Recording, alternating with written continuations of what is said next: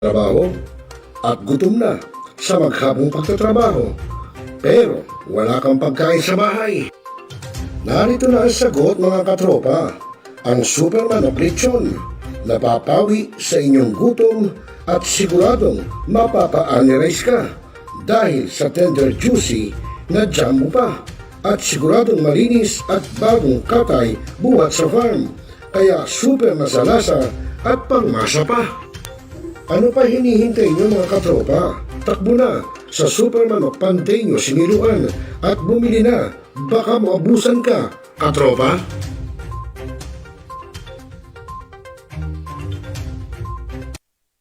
Now, we are Talakayin. Biggest destruction of dangerous drugs worth 1.2 Rebisahin. billion. Opinyon. Malawakin. Aksyonan. Kasama si Rosel Lopez, ang inyong katropa sa pagbabalita. Dito lang sa Millennial Online TV. Tutok na mga katropa. Barangay, pangunahing unit ng pamahalang lokal kung saan dito pinag-uusapan ang bawat sigalot ng mga residente ng bawat barangay. Dito rin pinag-uusapan ng mga piling halal na opisyal na barangay ang mga proyekto para sa kanilang barangay. Kumustahin natin ang panunungkulan ni Kapitan dito sa Dama Barangay sa Millennial Online TV Worldwide, ang katropa ng bawat barangay. Ating tinatapos ang ating pagpupulong. Maraming salamat po sa inyong pagdalo at tapos na po ang ating session. Enjoy na po tayo. Hanap mo ba ay Unwind Ventures? Tara nang mamangha sa mga tanawin.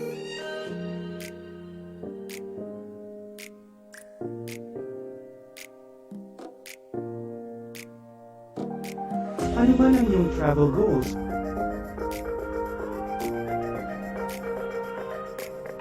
Dadalhin namin kayo.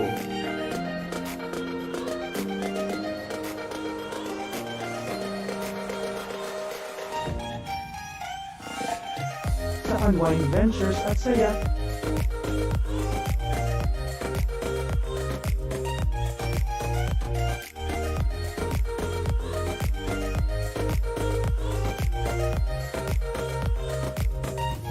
Dito lang sa Wow Biyahe.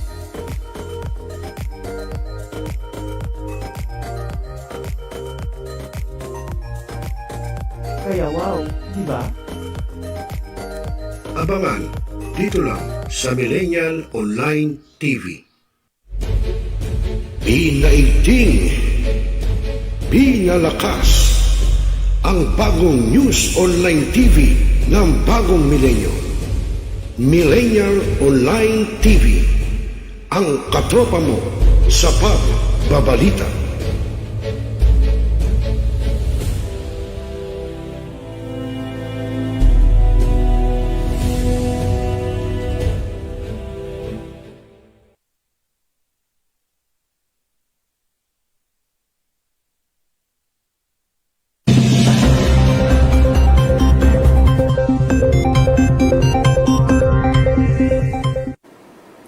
Isang magandang umaga po sa ating lahat. Weather update po tayo ngayong araw ng Tuesday, June 25, 2024.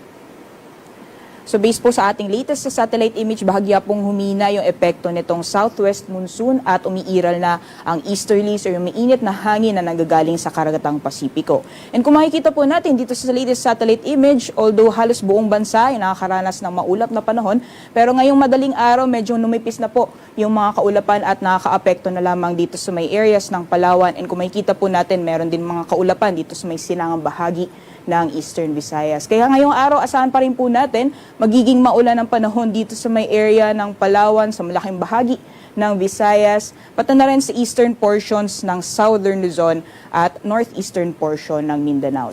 Samantalang sa nalalabing bahagi naman po ng ating bansa, although may mga tsansa pa rin ng mga biglaang buhos ng ulan or mga isolated rain showers or thunderstorms, asahan pa rin po natin ngayong araw ang mainit at malinsahang panahon, lalong-lalo na pagdating ng tanghali. Sa ngayon po, wala din tayong binabantayan na low pressure area o bagyo sa loob at labas ng ating Philippine Area of Responsibility. Kaya sa mga susunod na araw ay patuloy pa rin iiral itong easterlies at posibleng magdala ng maulan na panahon, lalong-lalo na dito sa may silangang bahagi ng ating bansa. So magiging lagay po ng panahon dito sa Luzon dahil nga sa epekto nitong easterlies, asahan po natin ang maulan na panahon dito sa Bicol Region, pati na rin sa Quezon Province at Romblon. Samantalang sa nalalawing bahagi naman po ng ating kapuluan, mainit na panahon na mararanasan lalong-lalo na pagdating ng tanghali at may mga tsansa pa rin ng mga isolated rain showers or thunderstorms pagdating naman sa hapon o sa gabi. Sa agwat naman po ng temperatura ngayong araw dito sa Lawag, maglalaro mula 25 hanggang 33 degrees Celsius. Mainit na temperatura, mainit na maximum temperatures din ang mararanasan dito sa Tuguegarao na aabot ng 35 degrees Celsius. Para naman sa Baguio, maglalaro mula 18 hanggang 25 degrees Celsius. For Metro Manila, nasa 25 to 33 degrees Celsius.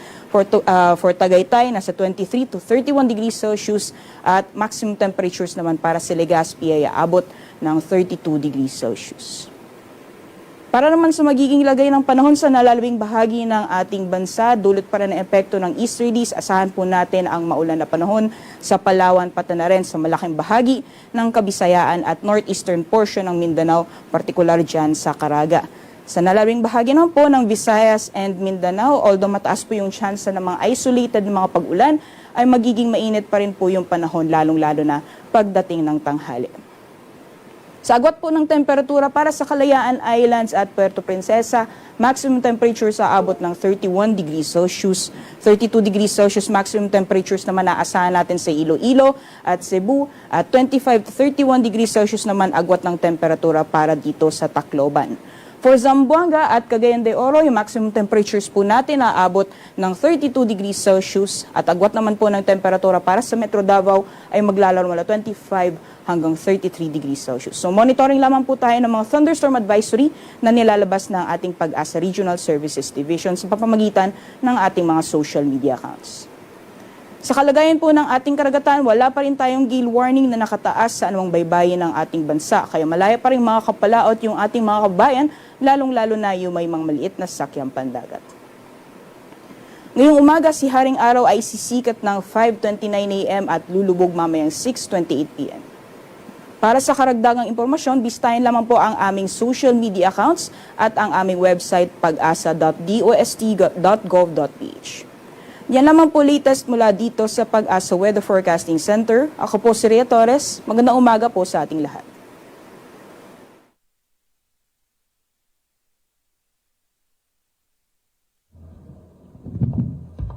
Morning, ladies and gentlemen, esteemed members of the press. Thank you for joining us today. I'm Ryan Ponce Pagpaco, your moderator for this event. We have with us Honorable Speaker Ferdinand Martin G. Romualdez and several key House leaders. We have House Committee on Appropriations Chairman Saldico, House Committee on Agriculture and Food, Congressman Martin Verga, and House Deputy Majority Leader for Communications, Erwin Tulfo. For today, we have also officials from the Philippine Rice Industry Stakeholders Movement, PRISM, in the name of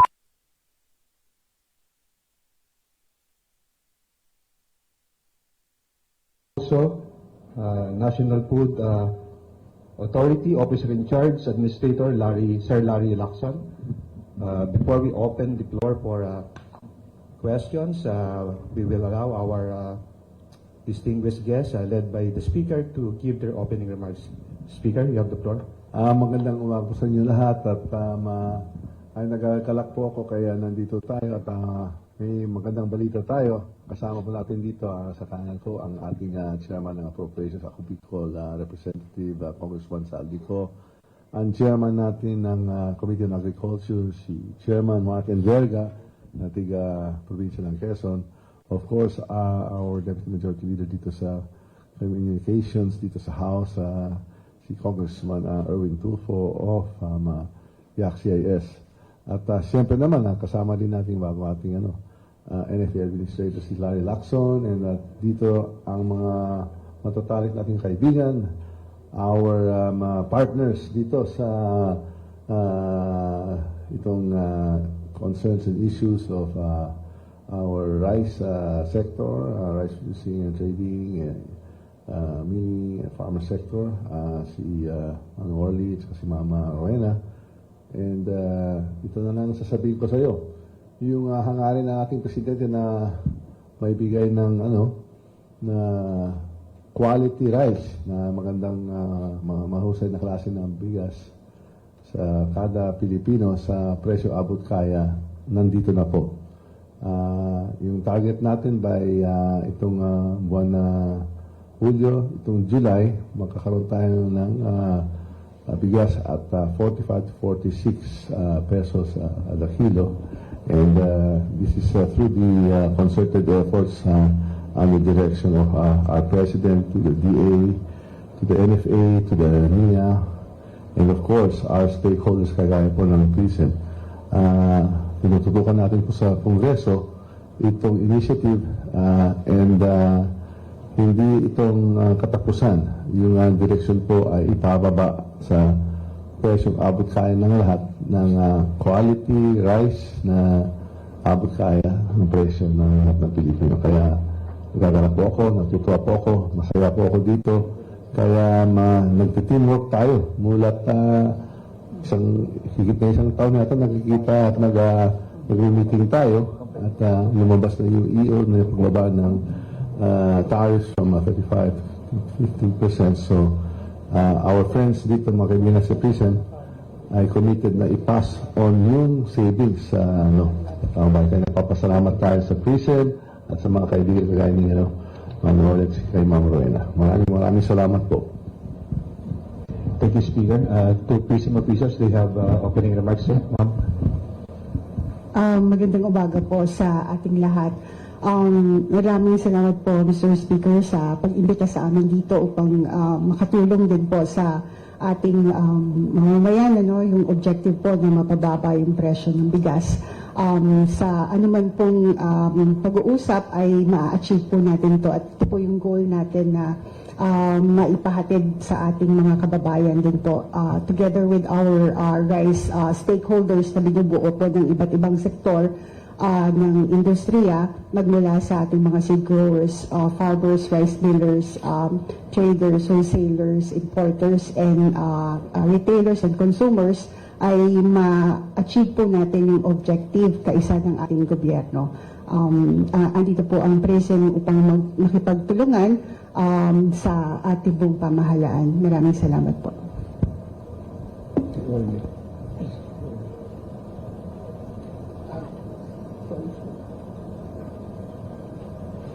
Yun po, magandang umaga po sa lahat, kay Speaker at sa lahat po ng mga nandito po.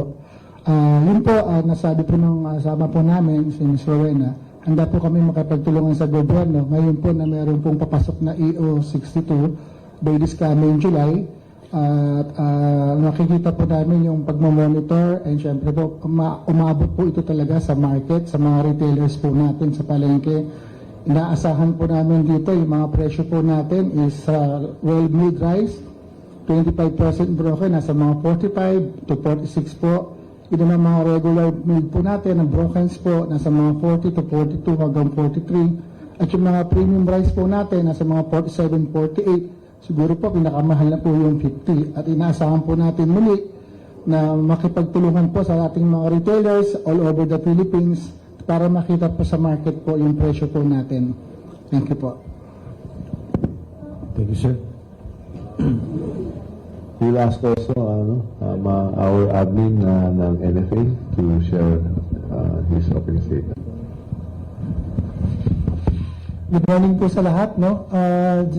Ang NFA naman po hanggang ngayon ay kasalukuyan pa rin namimili. Fresh or wet palay from 20 pesos hanggang 23 pesos. Clean and dry, ang range po natin for this week, yung pinakamababa namin, 24, pinakamataas, 30 pa rin naman po. So, patuloy lang ginagawa ni NFA ang kanyang mandato para ma-increase pa natin yung buffer stock natin. Dahil paparating na rin po ang La Nina, so kailangan po natin patasin. Thank you. Good morning po sa ating pong lahat. Lubos ang aking pasasalamat kay Speaker Martin Romualdez na muling na-initiate po yung usapan between the House of Representatives and PRISM. Siguro po mahalaga pong intindihin po natin na ang PRISM ay mahalaga po magiging kampanin ng kanilang samahan upang po maging matagumpay yung pag-enforce po natin ang EO 62. So, may mga magandang balita, hahayaan ko na po mamaya siguro sila para mabanggit po yun. Maraming salamat po, Mr. Speaker. Una-una, gusto pasalamatan po ang ating very cooperative PRISM na ina-assure po ng request po ng ating House of Representatives, si Speaker Martin Romualdez, na make sure na yung 15% na tariff maging effective, mapababa ang presyo, and pasasalamat po kami at ina-assure. Last 2 weeks, ina-assure din po sa atin si Speaker ng Schumart and Pure Gold na pabababayan. Ito po ay continuing meetings, series of meetings, just making sure day and night ginagawa po ni Speaker ng ating mga kapwa congressman na mapababa ang presyo. Hindi po kami nagpapabaya.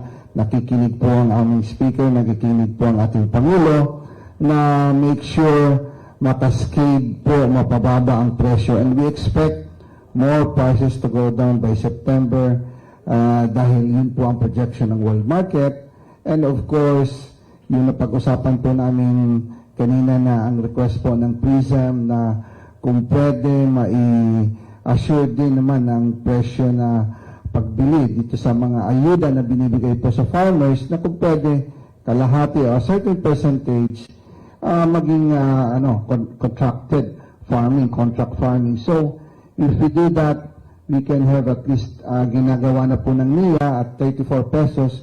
So, magagawa rin po ito ng konting alignment lang po. Ito pong ginagawa namin ng House of Representatives headed by our Speaker is a regular alignment. Kaya po kami laging nandito sa inyo para po malaman nyo na gumagawa po ng paraan ang ating gobyerno, ang ating is working for you, na making sure sa abot ng aming makakaya, mapabawa po ang presyo ng para diretso po maibigay sa taong bayan. Salamat po. DNL Erwin, sir.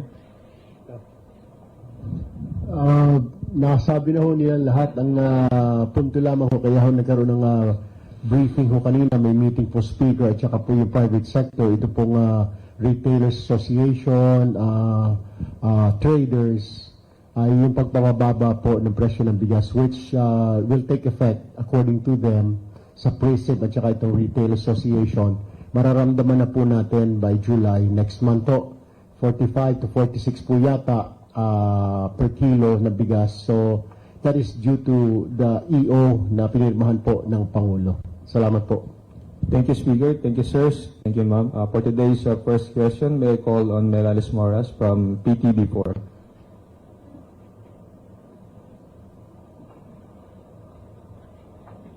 Hi, good morning po sa ating mga congressmen at the same time sa ating mga rice stakeholders.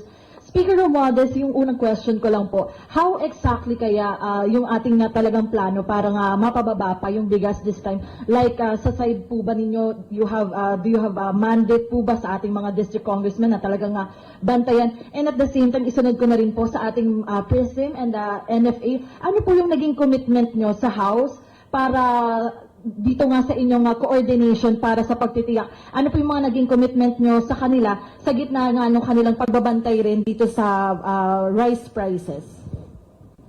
Alam siguro naman yung trabaho ng mga kongresista, may oversight. So, hindi lang legislation dito sa pag-emenda ng RTL na nasa Senado na ngayon po na may tutulong dito sa pagbaba ng presyo. At ito po, kasama po itong nilalabas ng EO na hinayin po ating ng ating mga rice stakeholders last year pa itong pinag-uusapan. So, nangyayari na po kaya yung presyo bigas na abot kaya at the range of about 45 pesos kada kilo. Kaya yun po trabaho natin at tuloy-tuloy pa rin ang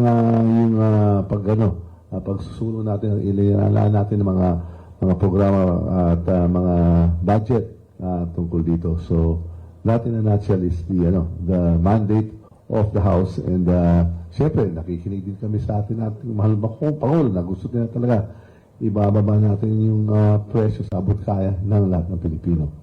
Thank you. Yung sa PRISM and NFA lang po, ano po yung naging commitment mo kanina sa meeting sa House officials po? Yung commitment po namin, gusto namin makiisa, at the same time, titingnan natin kung sakaling itong pagbaba ng tariff ay ma-assure natin. Maganda pong makausap din ng ating mga exporting countries na hindi po sila mag-take advantage na naman doon sa presyo kasi doon po yung magiging natin para hindi po masayang. At the same time po, nag-usap-usap din po ang ating mga stakeholders, ang mga rice millers and at the same time ang mga importers na umpisahan natin kasi meron pong mga bago pa rin ito bumaba or mapirmahan yung EO, ilabas ang EO ay nag-uusap-usap na tayo. Meron nakaraang taon po ay ginawa na rin naman po natin to na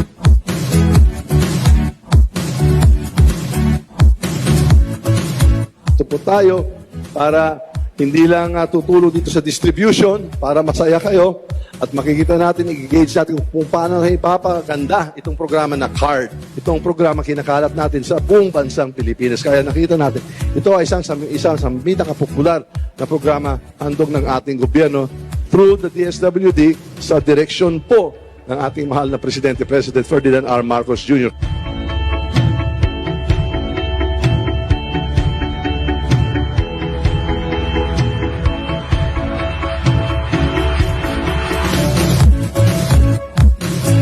Ako bilang leader ng House of Representatives, yun talaga ang gusto natin. Mafe-feel natin, makikita natin kung ano talaga ang mga kailangan ninyo kasi yun talaga ang trabaho natin, serbisyo sa mamamayan. Kaya nandito po ako, Martin Romualdez, handang-handa maglingkod at magserbisyo sa iyo dito sa Oriental Mindoro. Maraming salamat! na yung EO sana hanggang August. Ando naman po. Kaya lang po, syempre, hindi naman po natin inaasahan na ganito. We have to adjust po. Andun pa rin naman po kami na umaasa na sa pagdating ng review ng nitong EO ay maisusulong na namin yung aming mga recommendations, especially dun sa ating mga farmers para po maprotektahan sila doon sa na mabigyan sila ng kaukulan na ayuda at magkaroon din po mapush din po yung ang cluster farming na tinatawag natin or corporate farming na makadiretso po ang ating mga pamimili sa mga direct sa ating mga farmers para po magkaroon ng economy of scale. At yun pong mga ibang recommendations namin, inaasahan po namin na sa susunod ay maisama na to o makonsider na. Hindi naman po kami, yun po ay pakiusap namin, nandun naman po kami. Ngunit since hindi po nangyari yon, hindi sabihin po nun ay umatras na kami or bakit kami nandito. Kasi dito po kami, naniniwala kami sa pakikipag-usap at pakikipagtulungan, and we are thankful that our speaker and the rest of the team here na nandito sa inyong harapan ay willing pong makinig at makipagtulungan at yung pong mga suggestion naman po natin na isinusulong ay mapapakinggan po natin para po nila at mapasulong natin yung sa ating local production ay may protektahan. Ayan po. Nabanggit niyo po yung local production for Speaker and the others on the panel.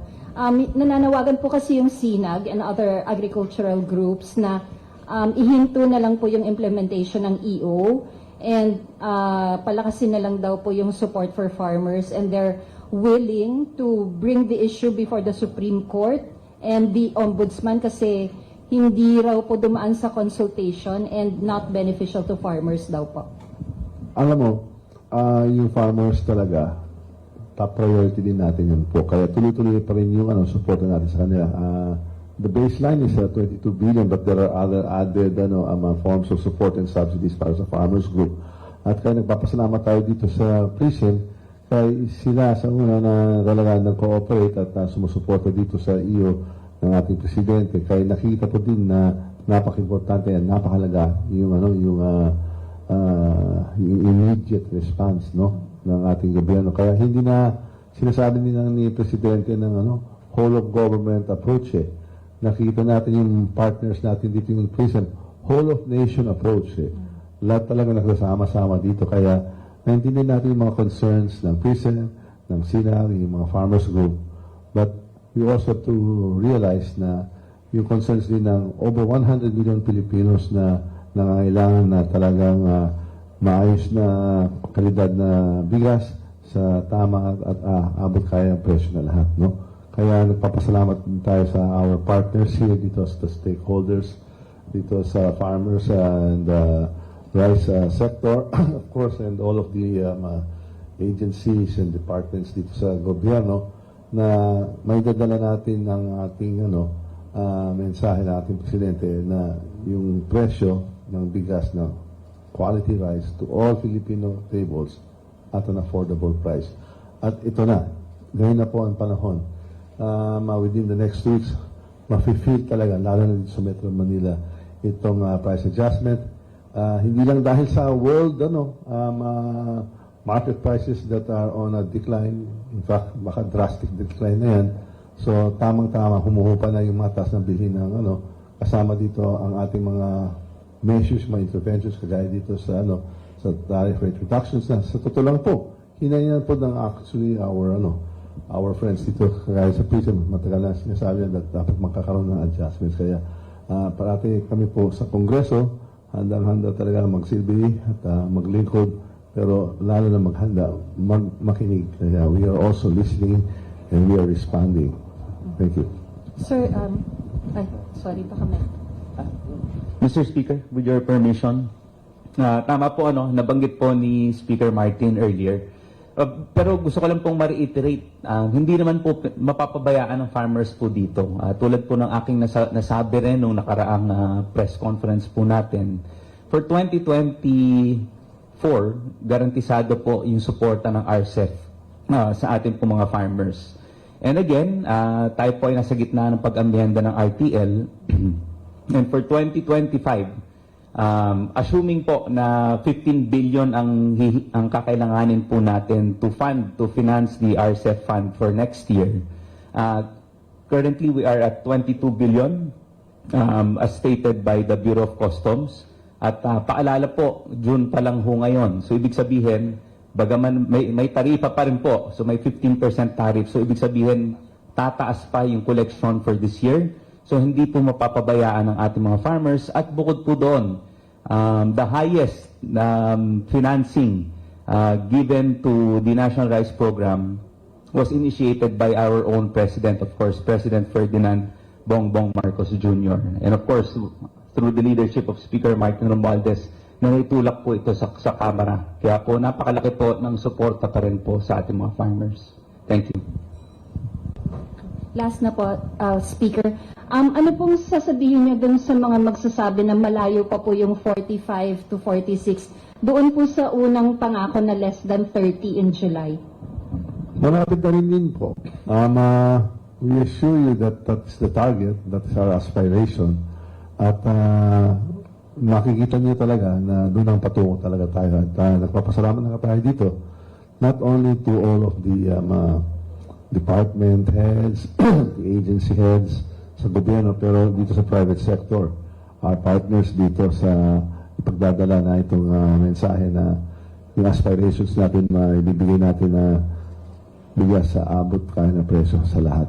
We will get there somehow, and we hope it is sooner than later. Basta sama-sama, as the President says, basta sama-sama tayo, babangon muli. Kaya we're very confident that we will get there. And as you can see, we are working closely together. And meron din kami mga most long-term programs. We have already agreed in Congress, no? At the instance again of the President, na we have this program of convergence, no? So we are now aligning all our budgetary resources na kagaya dito sinasabi natin convergence with the DA, with the NIA, with the DPWH. We will align our funding allocations for flood control programs with irrigation. So this will help not only make useful harnessing of the water resources sa flood control. Ita-channel natin yan sa ating mga irrigation. We will put them into our irrigation systems or integrate them there. We will also create dams, to impound, water to have excess reserves para pag tuyot yung panahon, meron tayong adequate supply, and this can also be not just flood control, this will also be irrigation, this can also provide bulk water supply, and then in some cases, this can even provide hydro or energy. And so marami itong mga programa na ginagawa natin. We are now trying to rationalize. Kasi pag nagko-coordinate tayo, pag nag-align tayo ng ating mga resources and efforts, then I think we can achieve the purposes of having more efficient uses of the resources, the funds, and of course, the energies being deployed. On top of that, siguro nakita mo naman, meron din tayong nag-umpisa na massive solar irrigation. Solar irrigation plus fertigation, which is irrigation with fertilized waters within the irrigation system. So itong sinasabing hindi lang patubig, pero tunay na libreng patubig. Kaya we will be using and harnessing technologies from Israel on the utilization of solar energy. Miski makulimlim, basta may araw, makaka-absorb yan ng solar energy na i-deploy na lang natin sa pagbobomba ng tubig kaysa sa deep wells, kaysa sa ilog, sa comprehensive irrigation systems natin. So we are doing all of this to be more efficient para makakaroon tayo ng mas effective and mas productive na rice yields para itong target natin talagang maabot natin talaga on the long term. Sir, last po. Kaya po yan within the year? We are actually initiating everything right now. Opo. Ongoing na lahat po. So, kagaya sinabi ko, dito sa Metro Manila, sigurado talaga ma-feel mo na yung in the range of the 45 pesos range as committed by our private sector partners.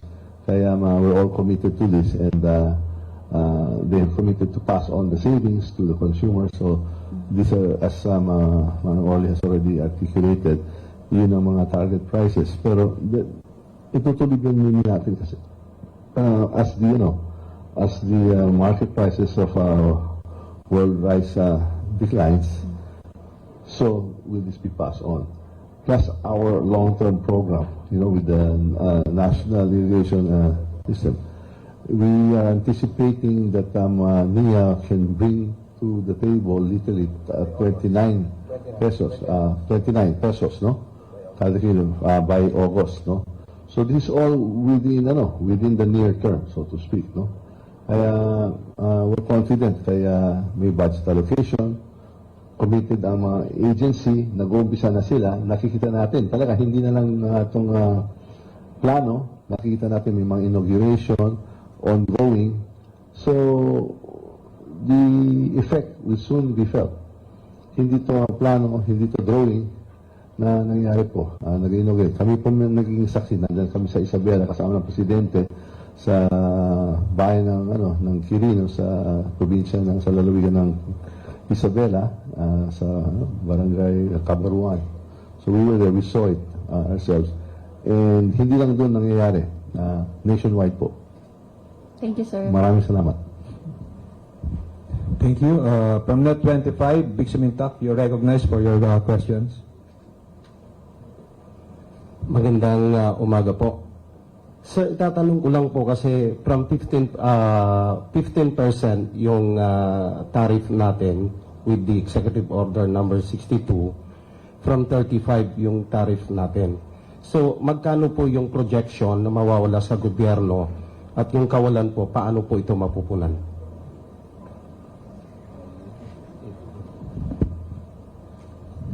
Yeah, actually po, nasagot na po ni Congressman Imberga. Wala pong nawala doon, no?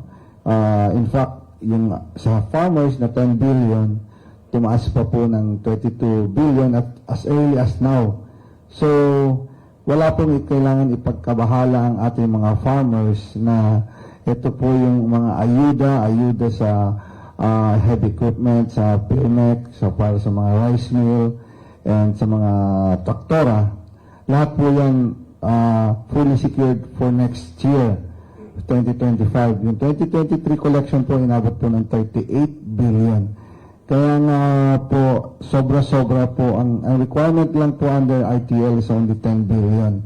So, kawawa naman po yung ating 100 million na population na nagbabayad ng sobrang tax na hindi naman po kailangan na kasi under the law, it's a minimum of 10 billion lang po ang kailangan suporta. And yun na nga po ang sinasuggest natin na si NIA is irrigation is selling by August po, umpisa na nila yung contract farming, will be selling it's from 29 pesos or a max of 34 pesos. So mag-uumpisa na po, that's around 200,000 metric tons na kinontract farming nila. This is only testing pa lang po siya. Hopefully, pag na-release po yung additional sinusupport ng ating national government and through this JA 2024, mas lalaki pa po ang mapoprovide ng itong plus the solar fertigation na nasabi po ni Speaker na ito po mag-i-increase ng 80% ng production. Ang shortage lang po natin ng rice is only 20% for our 11 million production per year. Pag na-fertigate po natin lahat ng irrigated lands na lagyan natin ng solar fertigation, that's an additional of 80% production, which is at no cost to the farmers. Libre po ang sa kanilang kuryente, libre ang supply ng tubig. So iba pa po yan na binibigay ng suporta ng ating national government through the rice tarification law na it's already at 22 billion.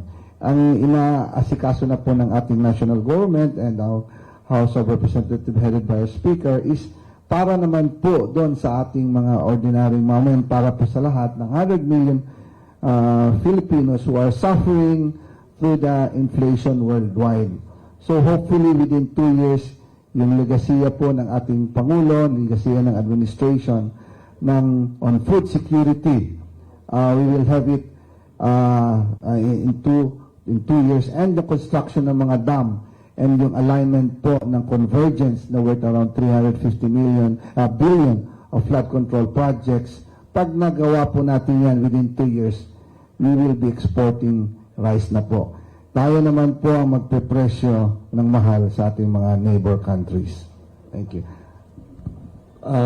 Mr. Speaker, with all that assurances coming from the government, especially from Congress, so mawawala yung agam-agam nung sinasabi ng grupo ng SINAG na 500,000 local farmers maapektuhan ng pagbaba ng taripa. Tama yun po kasi siyempre we always take care of our farmers. Sila nang produce. In fact, inaasahan na nga natin that they will help the country become rice self-sufficient in production. napaka-importante ang farmers group. So they have to get all the support and the subsidies that we can provide para makakaabot din tayo ng panahon na maging rice self-sufficient tayo. We are relying on them. We have to strengthen them and reassure them that Congress, government, the people are behind it. Salamat po. Mr. Speaker, isegue ko lang ng konti. Pasensya na po. Matapos yung series of meeting you with the PhilHealth, including Congressman Tulfo, pinagbigyan po yung kahilingan po ninyo from 2,600, magiging 4,000 na po ang benefits na makukuha ng mga nagda-dialysis natin. Any statement po? Siguro nakikita yung messaging natin ni Kong Erwin kanina pa eh. Tuwang-tuwa na kami. We are so happy, no? Na yung PhilHealth, the DOH are supportive. Kaya ang dami natin mga kapwa natin mga Pilipino, mga our kidney patients na may ailments, di ba? Nangangailangan itong tulong. Kaya nagpapasalamat talaga tayo na sumuporta sa ating initiative na itas yung support at benefits sa kanila. So, maraming salamat sa lahat at siyempre sa media na pinapaabot na talaga sa lahat na ito ang hinahin po ng ating mga pasyente sa mga kidney dialysis. So, we're grateful to everyone na nangyari na po to, na itong hinahin, itong talagang pangarap natin ay nangyari na po. Kaya ganito din sa ating sa ating issue ng bigas, kasama mga partners natin na tumutulong, ay maabot din natin yung aspiration natin na may bibigyan natin yung bigas sa presyo tama at abot kaya na lahat. Thank you. Thank you po. Salamat po. Thank you, Vic. Due to limited time, we can only accommodate the last two questions from Marian Enriquez from Channel 5 and Rosalie Cos of UNTV. Marian, you go first.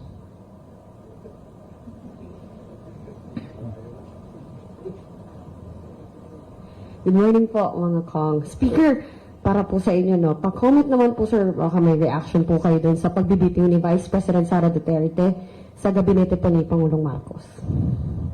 As the Vice President mentioned, I think this was her personal decision, and I will respect the decision po. Sir, naging kayo po yung one of the campaign managers po ni VP Sara Duterte na during the campaign, very visible po kayo, talagang nagpasalamat din siya after. And then we also had an interview with you noong January, kamusta po yung inyong relationship, and then you said na you miss her na nga nung time na yun, earlier this year. Sir, kamusta? Did you talk to her na ba ulit since, or ano ba? What can you say na lang po? Any message to VP Sara? Or yun nga, how do you feel po? Anong naramdaman niyo, sir, na it's unity no more? Unity no more. Well, personally, due to our respective roles, sila po sa executive, kami po sa legislative, our interactions are limited. Umabot lang dun sa nakaraang budget hearings, and obviously, we miss the closer interactions that we had during the campaign. But nonetheless, there's politics and there's personal, and we only wish the Vice President nothing but the best.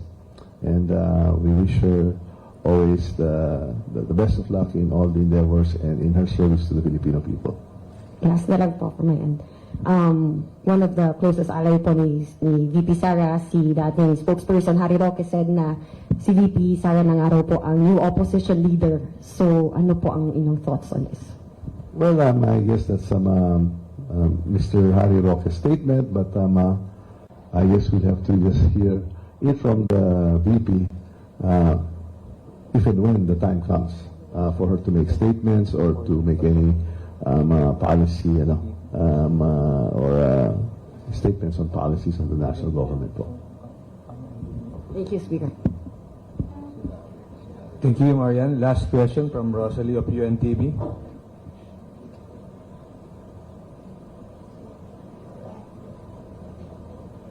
Good noon po everyone. Regarding po sa June 17 maritime incident sa Ayungin Shoal, kung saan isang sundalo po natin yung naputulan ng hinalaki sa daliri.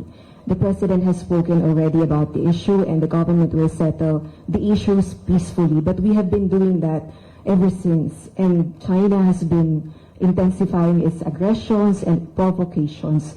And just this morning, a group of fishermen reported that nakikita na po nila yung pong mga vessels ng China Coast Guard 30 nautical miles away sa pampang po ng Masinloc, Zambales.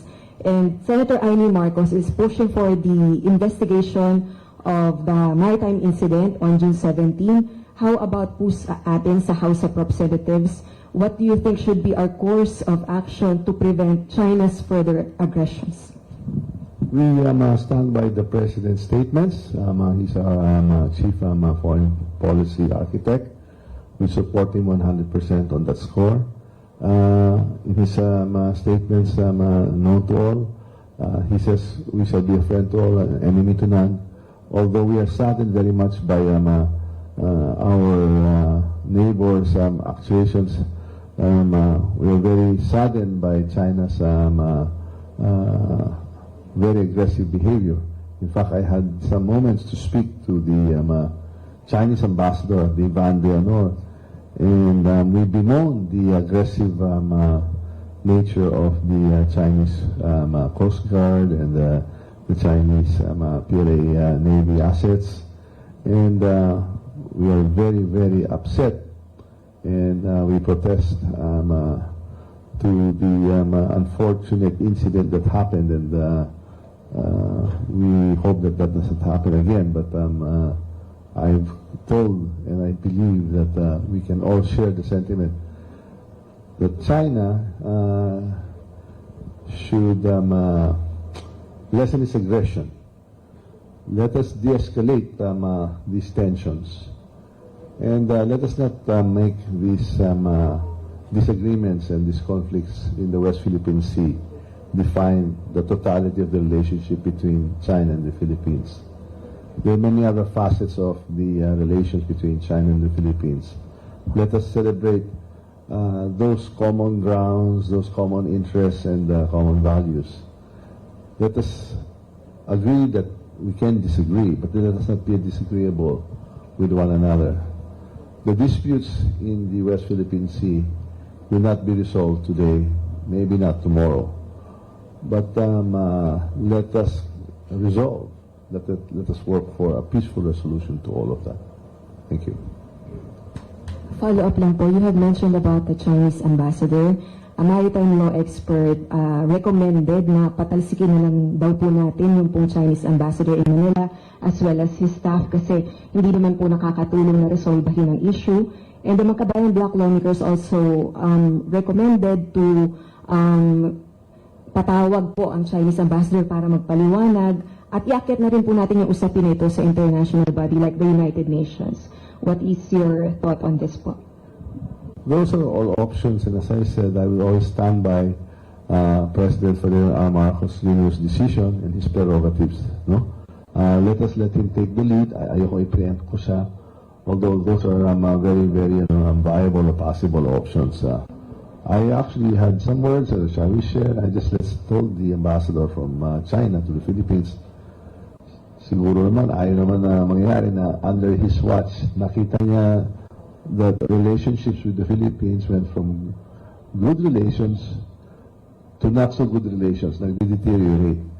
Diba? Pangit yan eh. On his watch, ito na nangyayari. Kaya dapat, he should exert all the efforts as the representative, the official representative of China to the Philippines. So, siyang kinusap ko kasi the last time nag-usap kami at a different level was when we visited Beijing with the President over 18 months ago, no? Sa Beijing, nandan kami at akala natin magandang usapan, pero unfortunately, this skirmishes dito sa sa disputed areas, di ba? Ay lumala at yun na nagiging highlight of the relationship rather than the other commonalities, no? Which we should actually celebrate. and rather than focus and delve into this aggressive behavior that Chinese Coast Guard and PLA Navy is employing. Thank you. Sorry po, super. Does this mean po, do you also support the recommendation of the National Maritime Council headed by Executive Secretary Lucas Bersamin na we will pronounce kung kailan po tayo magsasagawa ng rotation and resupply mission sa Ayungin Shoal to prevent the incident from happening again? The Congress, especially tayo po sa administration coalition, kami po sa majority, always supports the President and his office, the Office of the President, basta sa mga tungkulin sa foreign policy po. Thank you. Thank you po. Thank you, Rosalie. Before we end our press conference, we invite our honorable guests to share their brief closing remarks. Speaker? Go ahead, sir. Yes, magandang umaga po muli at maraming salamat kay Speaker at sa lahat po ng mga congressman dito sa pagkakaroon po namin ng maganda pong pag-uusap tungkol po doon sa presyo ng bigas na mapaabot po natin sa market, lalo na po sa mga retailers po natin all over the Philippines.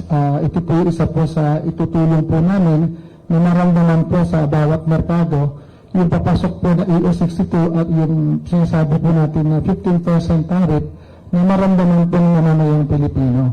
So, inaasahan po namin yan nasa mga 45 pesos to 46 or 44 hanggang 42 po yung ating mga presyo po ng bigas sa market pagpasok po nitong July po sa 15% po na tariff po natin. So, isa po yun sa amin pong itutulong po sa PRISM, sa Philippine Rice Industry Stakeholders Movement. Maraming salamat po. We'd like to assure din po ang ating mga farmers at ang ating mga local production ay isusulong po natin ng ating cluster farming at matulungan po sila ng gusto na hindi po mapabayaan yung pong ating local production na sa kabila po ng ganitong mga usapin ay kung mapapag-usapan po talaga ng gusto at maisusulong yung pagtulong sa ating mga farmers, babantayan po namin yun. At the same time po, doon din po sa presyo ng bigas sa ating merkado. Maraming salamat po. With that, this concludes our press conference. Thank you all for coming. Have a great day. Thank you. Salamat sa inyo lahat po. Thank you.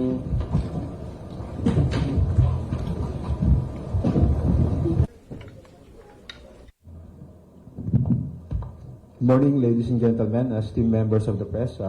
Thank you for joining us today. I'm Ryan Ponce Pagpaco, your moderator for this event. We have with us Honorable Speaker Ferdinand Martin G. Romualdez and several key House leaders. We have House Committee on Appropriations Chairman Saldico, House Committee on Agriculture and Food, Congressman Martin Verga, and House Deputy Majority Leader for Communications, Erwin Tulfo. For today, we have also officials from the Philippine Rice Industry Stakeholders Movement, PRISM, in the name of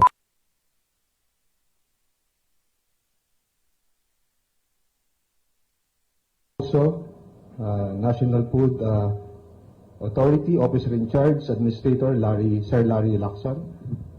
Before we open the floor for questions, we will allow our distinguished guests, led by the Speaker, to give their opening remarks.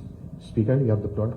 Magandang umaga po sa inyo lahat at ay nagkalak po ako kaya nandito tayo at may magandang balita tayo. Kasama po natin dito sa kanan ko ang ating Chairman ng Appropriations, ako Bicol, Representative Congressman Saldico, ang Chairman natin ng Committee on Agriculture, si Chairman Martin Verga, na tiga probinsya ng Quezon. Of course, our Deputy Majority Leader dito sa Communications, dito sa House, si Congressman Erwin Tulfo of YAC-CIS. At siyempre naman, kasama din natin bago ating NFA Administrator si Larry Lacson, and dito ang mga matatalik nating kaibigan, our partners dito sa itong concerns and issues of our rice sector, rice producing and trading, milling, farmer sector, si Mang Orly at si Mama Rowena. And ito na lang sasabihin ko sa iyo.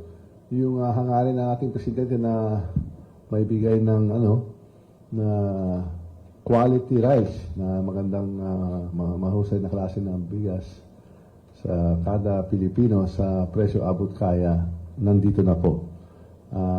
Yung target natin by itong buwan na Hulyo, itong July, magkakaroon tayo ng bigas at 45 to 46 pesos a kilo. And this is through the concerted efforts under the direction of our President, to the DA, to the NFA, to the NIA, and of course, our stakeholders kagaya po ng PRISM. Tinututukan natin po sa Kongreso itong initiative and hindi itong katapusan. Yung direction po ay ipababa sa presyong abot kaya ng lahat ng quality rice na abot kaya ng presyo ng lahat ng Pilipino. Kaya nagdadala po ako, natutuwa po ako, masaya po ako dito. Kaya nagti-teamwork tayo. Mulat higit na isang taon na ito, nakikita at nag-meeting tayo at lumabas na yung EO na yung pagbaba ng tariffs from 35 to 15%. So, our friends dito, mga kaibigan sa PRISM, ay committed na i-pass on yung savings sa kaya napapasalamat tayo sa PRISM at sa mga kaibigan kagaya ni Manuel at kay Ma'am Rowena. Maraming salamat po. Thank you, Speaker. To PRISM officials, they have opening remarks, sir. Ma'am. Magandang umaga po sa ating lahat. Maraming salamat po, Mr. Speaker, sa pag-imbita sa amin dito upang makatulong din po sa ating mamamayan, yung objective po na mapababa yung presyo ng bigas. Sa anuman pong pag-uusap ay ma-achieve po natin to at ito po yung goal natin na maipahatid sa ating mga kababayan din po together with our rice stakeholders na binubuo po ng iba't ibang sektor ng industriya magmula sa ating mga seed growers, farmers, rice millers, traders, wholesalers, importers, and retailers and consumers ay ma-achieve po natin yung objective kaisa ng ating gobyerno. Andito po ang PRISM upang makipagtulungan sa ating buong pamahalaan. Maraming salamat po.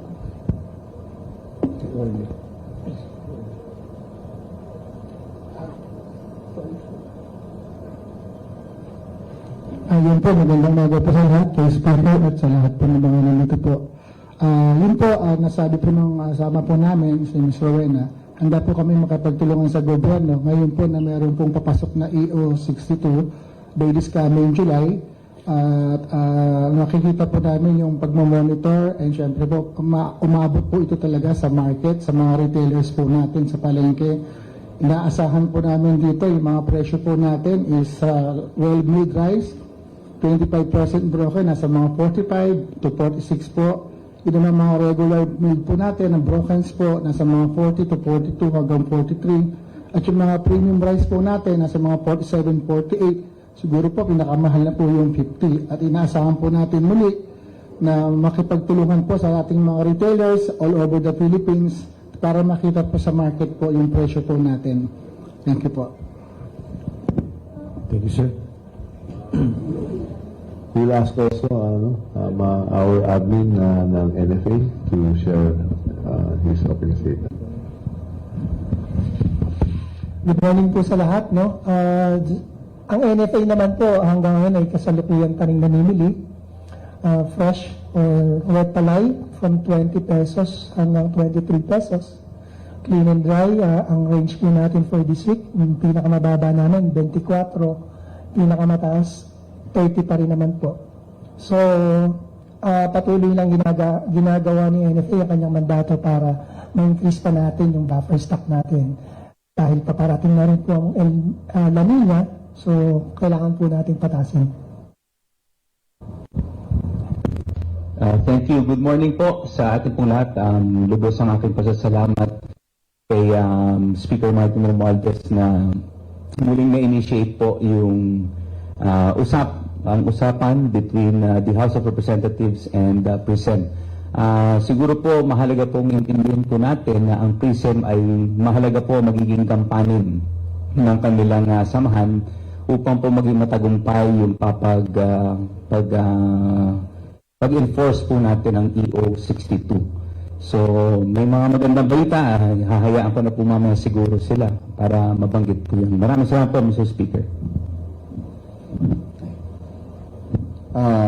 Unang-una, gusto pasalamatan po ang ating very cooperative PRISM na ina-assure po ng request po ng ating House of Representatives, si Speaker Martin Romualdez, na make sure na yung 15% na tariff maging effective, mapababa ang presyo, and pasasalamat po kami at ina-assure.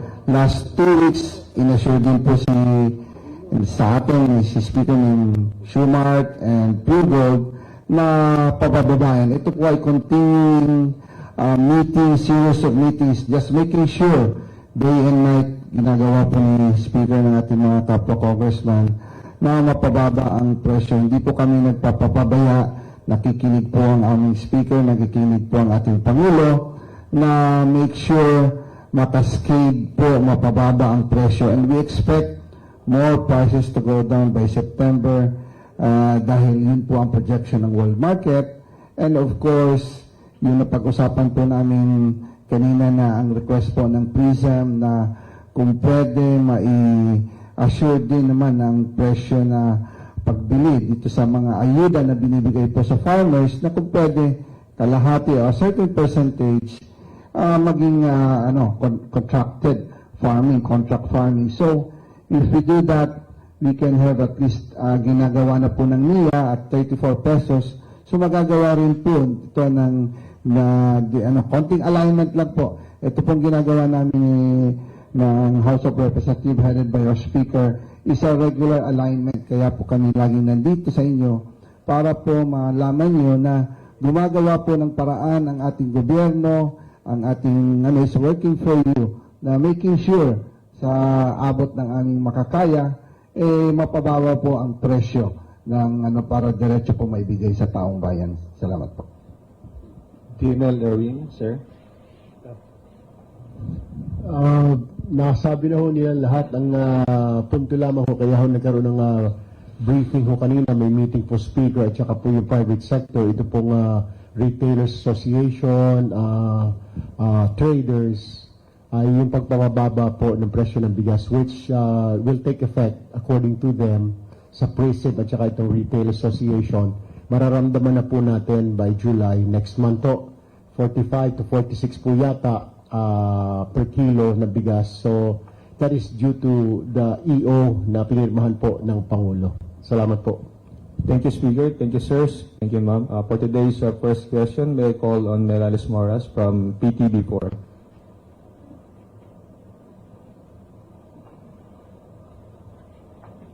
Hi, good morning po sa ating mga congressmen at the same time sa ating mga rice stakeholders.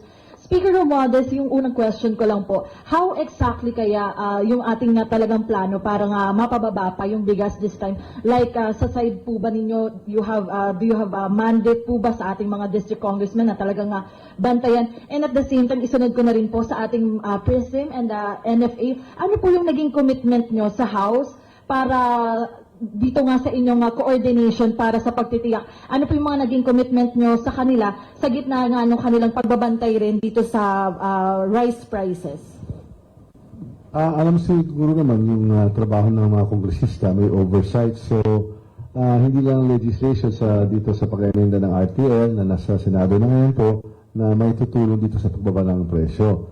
At ito po, kasama po itong nilalabas ng EO na hinayin po ating ng ating mga rice stakeholders last year pa itong pinag-uusapan. So, nangyayari na po kaya mataas yung kumpiyansa natin na within the next month, within 2 weeks po, mafe-feel na lalo sa Metro Manila yung presyo bigas na abot kaya at the range of about 45 pesos kada kilo. Kaya yun po trabaho natin at tuloy-tuloy pa rin ang pagsusunod natin, ililaan natin ng mga programa at mga budget tungkol dito. So, that in a nutshell is the mandate of the House. And siyempre, nakikinig din kami sa ating mahal na Pangulo na gusto nila talaga ibababa natin yung presyo sa abot kaya ng lahat ng Pilipino. Thank you. Yung sa PRISM and NFA lang po, ano po yung naging commitment mo kanina sa meeting sa House officials po? Yung commitment po namin, gusto namin makiisa, at the same time, titingnan natin kung sakaling itong pagbaba ng tariff ay ma-assure natin.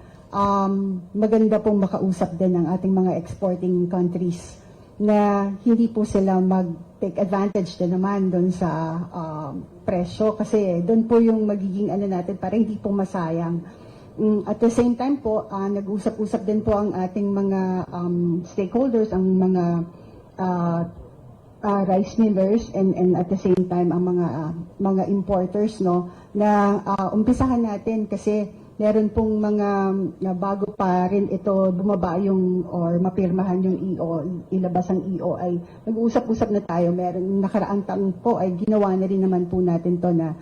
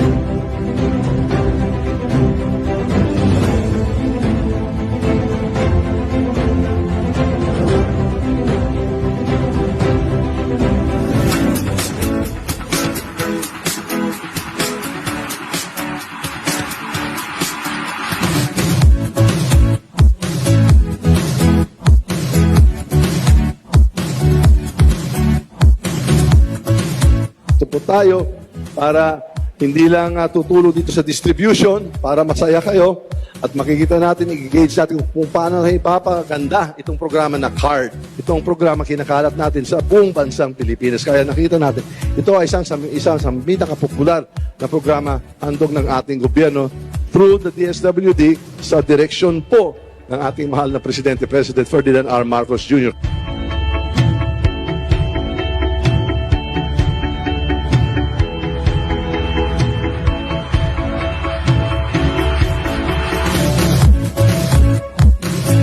Ako bilang leader ng House of Representatives, yun talaga ang gusto natin. Mafe-feel natin, makikita natin kung ano talaga ang mga kailangan ninyo kasi yun talaga ang trabaho natin, serbisyo sa mamamayan. Kaya nandito po ako, Martin Romualdez, handang-handa maglingkod at magserbisyo sa iyo dito sa Oriental Mindoro. Maraming salamat! na yung EO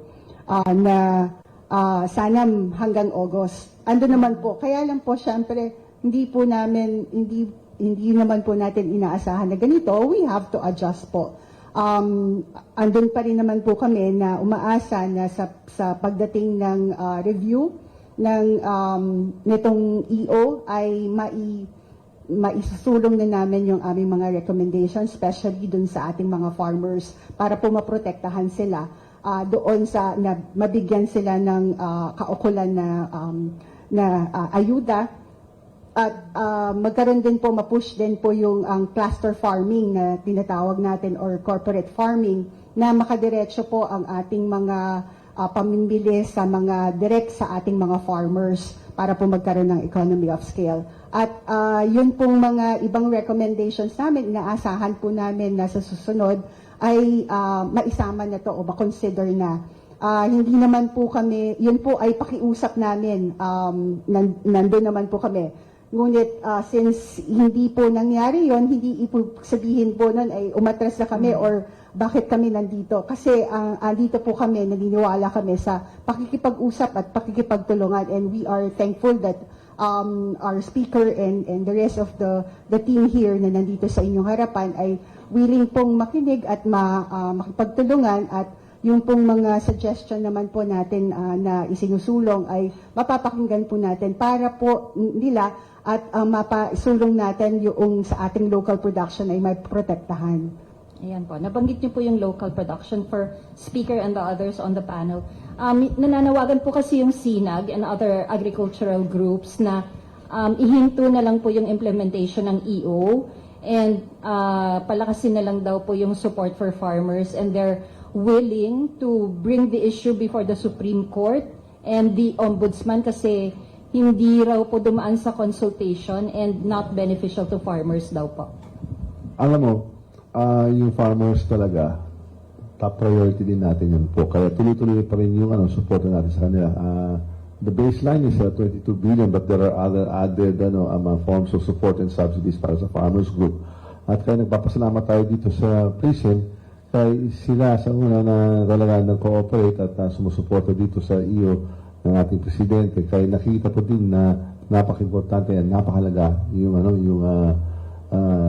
immediate response ng ating gobyerno. Kaya hindi na sinasabi ni presidente ng whole of government approach eh. Nakikita natin yung partners natin dito yung PRISM, whole of nation approach eh. Lahat talaga nagsasama-sama dito. Kaya naintindihan natin yung mga concerns ng PRISM, ng SINAG, yung mga farmers group. But we also have to realize na yung concerns din ng over 100 million Filipinos na nangangailangan na talagang maayos na kalidad na bigas sa tama at abot kaya ang presyo na lahat.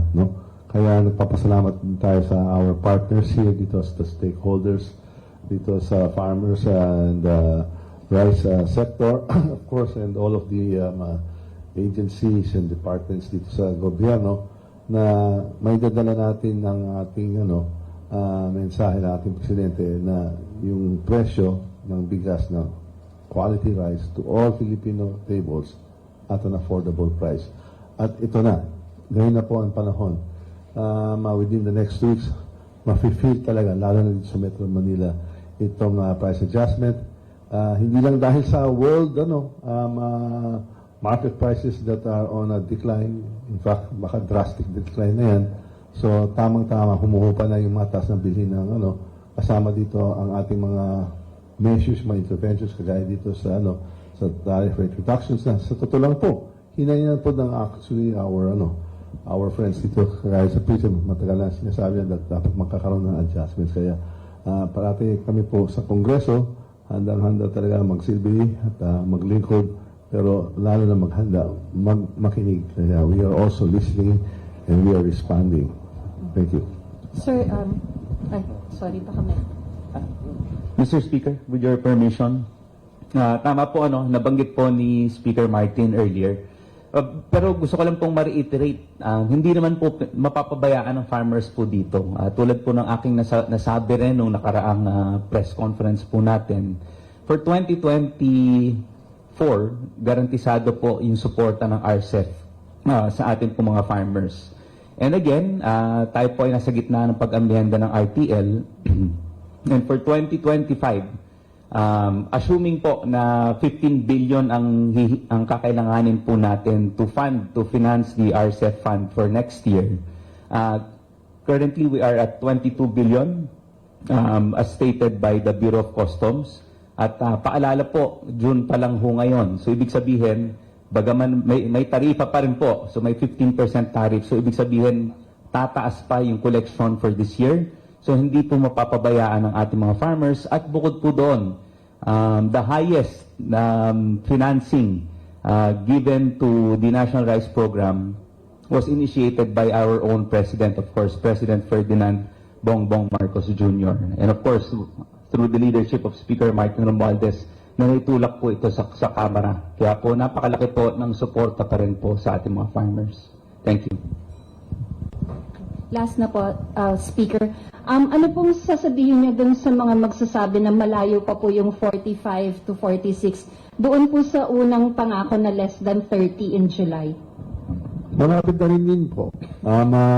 We assure you that that's the target, that's our aspiration. At makikita niyo talaga na doon ang patungo talaga tayo. At nagpapasalamat na tayo dito.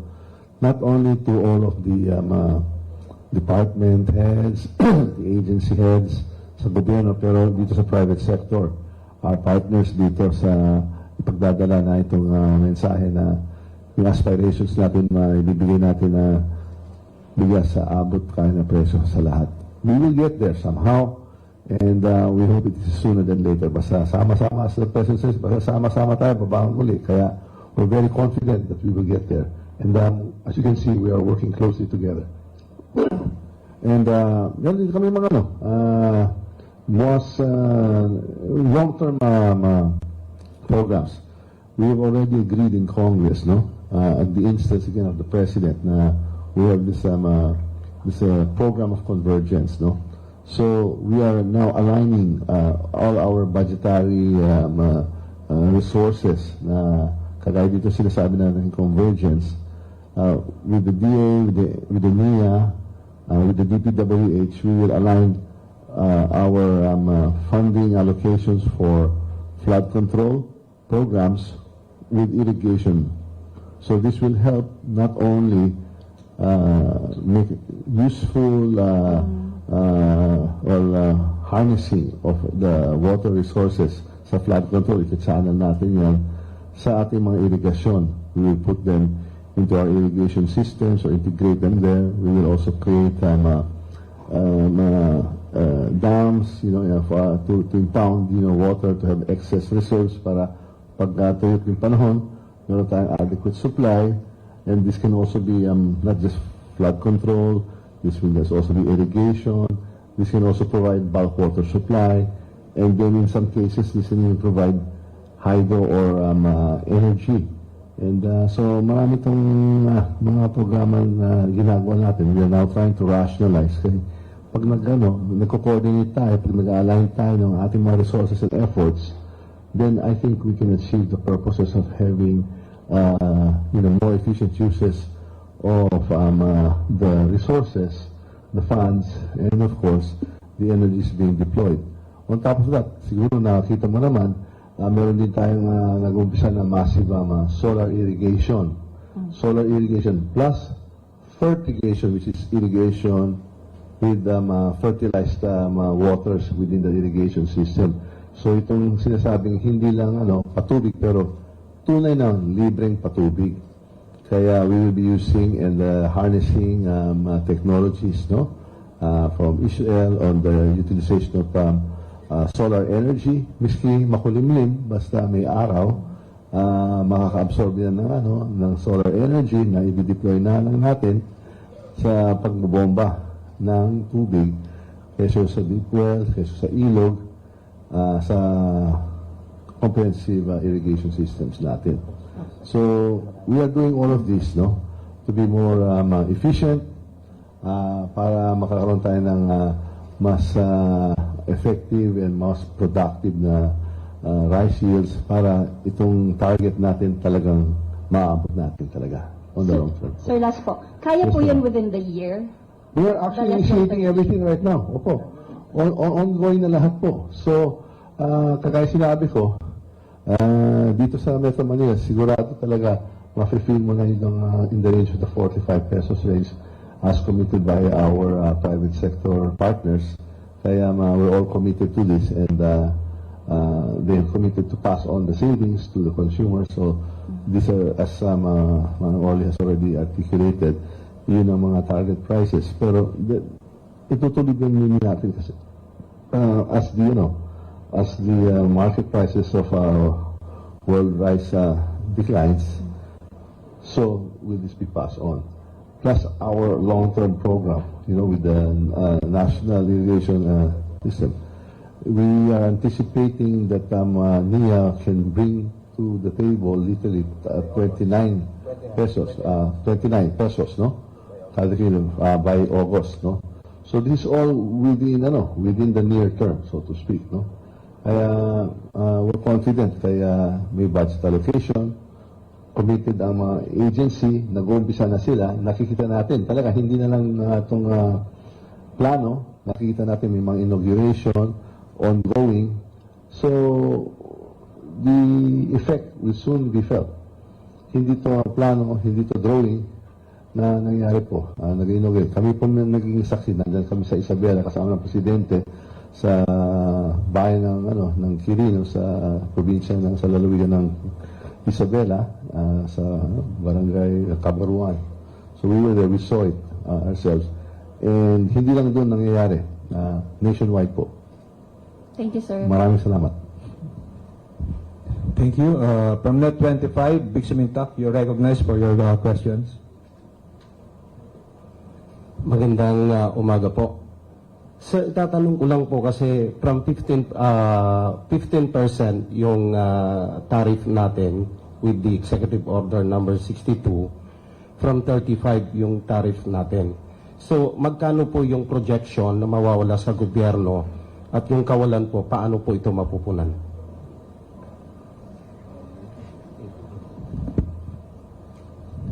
Yeah, actually po, nasagot na po ni Congressman Imberga. Wala pong nawala doon, no? In fact, yung sa farmers na 10 billion, tumaas pa po ng 22 billion at as early as now. So, wala pong kailangan ipagkabahala ang ating mga farmers na ito po yung mga ayuda sa heavy equipment, sa PMEC, para sa mga rice mill, and sa mga traktora. Lahat po yan fully secured for next year, 2025. Yung 2023 collection po, inabot po ng 38 billion. Kaya nga po, sobra-sobra po. Ang requirement lang po under RTL is only 10 billion.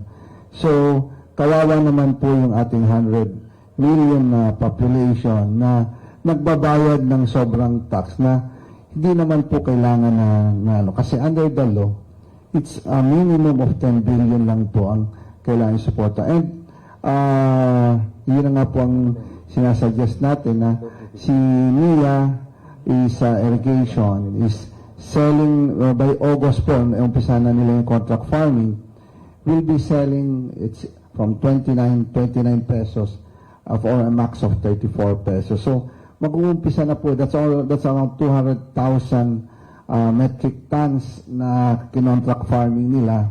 This is only testing pa lang po siya.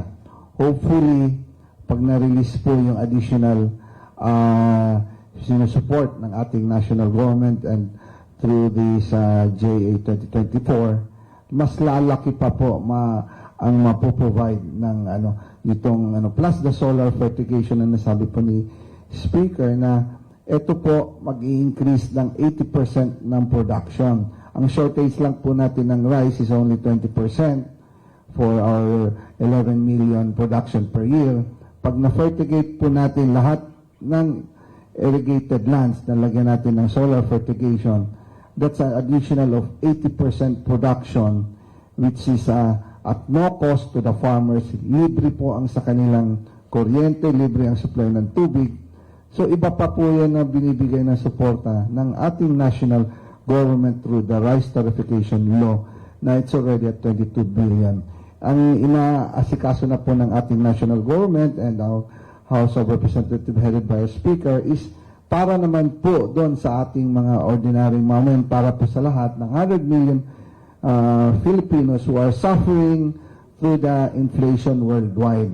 So hopefully within 2 years, yung legasiya po ng ating Pangulo, legasiya ng administration on food security, we will have it in 2 years, and the construction ng mga dam and yung alignment po ng convergence na worth around 350 billion of flood control projects. Pag nagawa po natin yan within 2 years, we will be exporting rice na po. Tayo naman po ang magpepresyo ng mahal sa ating mga neighbor countries. Thank you. Mr. Speaker, with all that assurances coming from the government, especially from Congress, so mawawala yung agam-agam nung sinasabi ng grupo ng SINAG na 500,000 local farmers maapektuhan ng pagbaba ng taripa. Tama yun po kasi siyempre we always take care of our farmers. Sila nang produce. In fact, inaasahan na nga natin that they will help the country become rice self-sufficient in production. napaka-importante ang farmers group. So they have to get all the support and the subsidies that we can provide para makakaabot din tayo ng panahon na maging rice self-sufficient tayo. We are relying on them. We have to strengthen them and reassure them that Congress, government, the people are behind it. Salamat po. Mr. Speaker, isegue ko lang ng konti. Pasensya na po. Matapos yung series of meeting with the PhilHealth, including Congressman Tulfo, pinagbigyan po yung kahilingan po ninyo from 2,600 magiging 4,000 na po ang benefits na makukuha ng mga nagda-dialysis natin. Any statement po? Siguro dito yung messaging natin ni Kong Erwin kanina pa Tuwang-tuwa na kami. We are so happy, no? Na yung PhilHealth, the DOH are supportive. Kaya ang dami natin mga kapwa natin mga Pilipino, mga our kidney patients na may ailments, di ba? Nangangailangan itong tulong. Kaya nagpapasalamat talaga tayo na sumuporta sa ating initiative na itas yung support of benefits sa kanila. So, maraming salamat sa lahat at siyempre sa media na pinapaabot na talaga sa lahat na ito ang hinahin po ng ating mga pasyente sa mga kidney dialysis. So, we're grateful to everyone na nangyari na po to, na itong hinahin, itong talagang pangarap natin ay nangyari na po. Kaya ganito din sa ating sa ating issue ng bigas, kasama ang mga partners natin na tumutulong, ay maabot din natin yung aspiration natin na may bibigyan natin yung bigas sa presyo tama at abot kaya na lahat. Thank you. Thank you po. Salamat po. Thank you, Vic. Due to limited time, we can only accommodate last two questions from Marian Enriquez from Channel 5 and Rosalie Cos of UNTV. Marian, you go first.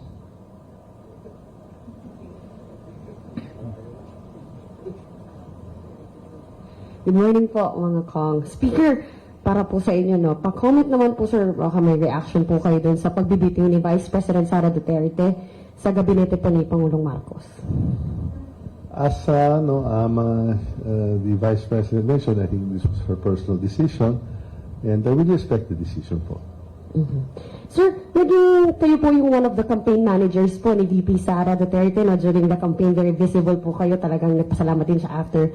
And then you also had an interview with you in January, Kamusta po yung inyong relationship? And then you said na you miss her na nga nung time na yun, earlier this year. Sir, kamusta? Did you talk to her na ba ulit since? Or, ano ba? What can you say na lang po? Any message to VP Sara? Or, how do you feel po? Anong naramdaman niyo, sir, na it's unity no more? Unity no more. Well, personally, due to our respective roles, sila po sa executive, kami po sa legislative, our interactions are limited. Umabot lang dun sa nakaraang budget hearings, and obviously, we miss the closer interactions that we had during the campaign. But nonetheless, there's politics and there's personal, and we only wish the Vice President nothing but the best. And we wish her always the best of luck in all the endeavors and in her service to the Filipino people. Last na lang po from my end. One of the closest ally po ni VP Sara, si dating spokesperson Harry Roque, said na si VP Sara na nga raw po ang new opposition leader. So, ano po ang inyong thoughts on this? Well, I guess that's Mr. Harry Roque's statement, but I guess we'll have to just hear it from the VP if and when the time comes for her to make statements or to make any policy, or statements on policies of the national government. Thank you, Speaker. Thank you, Marian. Last question from Rosalie of UNTV.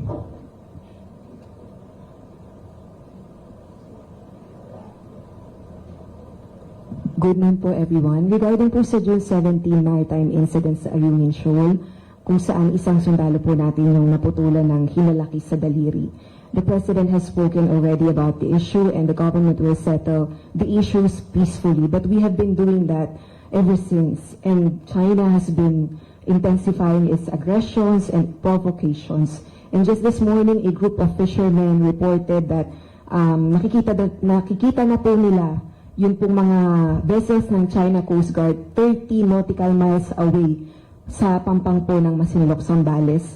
And Senator Amy Marcos is pushing for the investigation of the maritime incident on June 17. How about po sa atin sa House of Representatives? What do you think should be our course of action to prevent China's further aggressions? We stand by the President's statements. He's our chief foreign policy architect. We support him 100% on that score. In his statements known to all, he says we shall be a friend to all, an enemy to none. Although we are saddened very much by our neighbors' actuations, we are very saddened by China's very aggressive behavior. In fact, I had some moments to speak to the Chinese ambassador, the Van de Honor, and we bemoaned the aggressive nature of the Chinese Coast Guard and the Chinese PLA Navy assets. And we are very, very upset, and we protest to the unfortunate incident that happened, and we hope that that doesn't happen again. But I've told and I believe that we can all share the sentiment that China should lessen its aggression. Let us de-escalate these tensions, and let us not make these disagreements and these conflicts in the West Philippine Sea define the totality of the relationship between China and the Philippines. There are many other facets of the relations between China and the Philippines. Let us celebrate those common grounds, those common interests, and common values. Let us agree that we can disagree, but let us not be disagreeable with one another. The disputes in the West Philippine Sea will not be resolved today, maybe not tomorrow. But let us resolve, let us work for a peaceful resolution to all of that. Thank you. Follow-up lang po, you have mentioned about the Chinese ambassador. A maritime law expert recommended na patalsikin na lang daw po natin yung pong Chinese ambassador in Manila as well as his staff kasi hindi naman po nakakatulong na resolbahin ang issue. And the Makabayan Black lawmakers also recommended to patawag po ang Chinese ambassador para magpaliwanag at iakyat na rin po natin yung usapin na ito sa international body like the United Nations. What is your thought on this po? Those are all options, and as I said, I will always stand by President Ferdinand R. Marcos Jr.'s decision and his prerogatives. No, let us let him take the lead. Ayoko i-preempt ko siya. Although those are very, very viable or possible options. I actually had some words that shall we share. I just told the ambassador from China to the Philippines. Siguro naman, ayaw naman na mangyayari na under his watch, nakita niya that relationships with the Philippines went from good relations to not so good relations, nag-deteriorate. Diba? Pangit yan eh. On his watch, ito na nangyayari. Kaya dapat, he should exert all the efforts as the representative, the official representative of China to the Philippines. So, siyang kinusap ko kasi the last time nag-usap kami at a different level was when we visited Beijing with the President over 18 months ago, no? Sa Beijing nandan kami at akala natin magandang usapan pero unfortunately this skirmishes dito sa sa disputed areas, di ba? Ay lumala at yun na nagiging highlight of the relationship rather than the other commonalities, no? Which we should actually celebrate. and rather than focus and delve into this aggressive behavior that Chinese Coast Guard and PLA Navy is employing. Thank you. Sorry po, super Does this mean po, do you also support the recommendation of the National Maritime Council headed by Executive Secretary Lucas Bersamin na we will pronounce kung kailan po tayo magsasagawa ng rotation and resupply mission sa Ayungin Shoal to prevent the incident from happening again? The Congress, especially tayo po sa administration coalition, kami po sa majority, always supports the President and his office, the Office of the President, basta sa mga tungkulin sa foreign policy po. Thank you. Thank you po. Thank you, Rosalie. Before we end our press conference, we invite our honorable guests to share their brief closing remarks. Speaker? Go ahead, sir. Yes, magandang umaga po muli at maraming salamat kay Speaker at sa lahat po ng mga congressman dito sa pagkakaroon po namin ng maganda pong pag-uusap tungkol po doon sa presyo ng bigas na mapaabot po natin sa market. Lalo na po sa mga retailers po natin all over the Philippines. Ito po isa po sa itutulong po namin na maramdaman po sa bawat merkado yung papasok po na AO62 at yung sinasabi po natin na 15% tariff na maramdaman po ng mamamayang Pilipino. So, inaasahan po namin yan nasa mga 45 pesos to 46 or 44 hanggang 42 po yung ating mga presyo po ng bigas sa market pagpasok po nitong July po sa 15% po na tariff po natin. So, isa po yun sa amin pong itutulong po sa PRISM, sa Philippine Rice Industry Stakeholders Movement. Maraming salamat po. We'd like to assure din po ang ating mga farmers at ang ating mga local production ay isusulong po natin ng ating cluster farming at matulungan po sila ng gusto na hindi po mapabayaan yung pong ating local production na sa kabila po ng ganitong mga usapin ay kung mapapag-usapan po talaga ng gusto at maisusulong yung pagtulong sa ating mga farmers, babantayan po namin yun. At the same time po, doon din po sa presyo ng bigas sa ating merkado. Maraming salamat po. With that, this concludes our press conference. Thank you all for coming. Have a great day. Thank you. Salamat sa inyo lahat po. Thank you.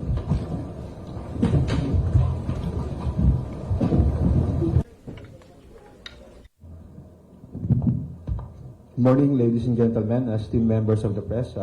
Thank you for joining us today. I'm Ryan Ponce Papaco, your moderator for this event. We have with us Honorable Speaker Ferdinand Martin G. Romualdez and several key House leaders. We have House Committee on Appropriations Chairman Saldico, House Committee on Agriculture and Food, Congressman Martin Verga, and House Deputy Majority Leader for Communications, Erwin Tulfo. For today, we have also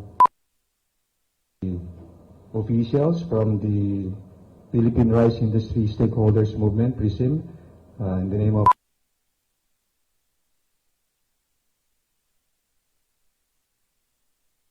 also National Food. Responsable ka ng gun owner? At mahaba ba ang iyong pasensya?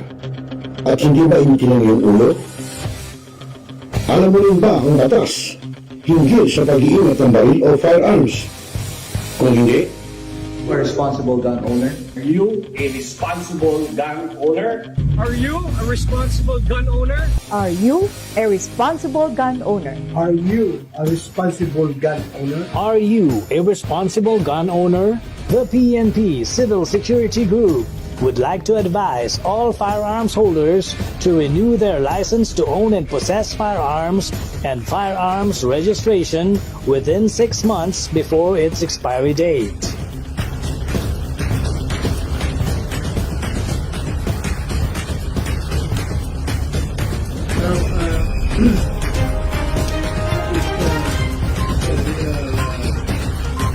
Talakayin, biggest destruction of dangerous drugs worth 1.2 rebisahin, billion. opinyon, malawaking, aksyonan.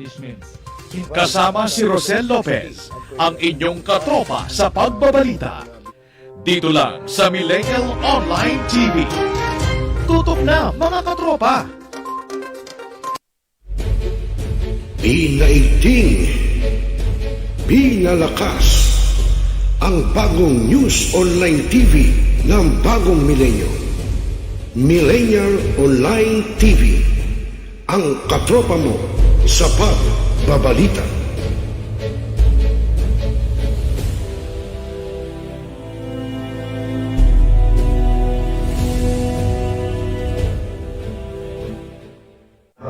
Hi, this is Atty. Larry Gadon.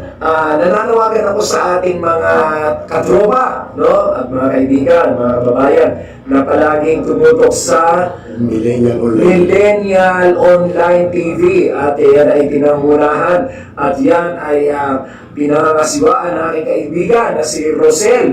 At ang mga nanonood dyan ay hindi bobo!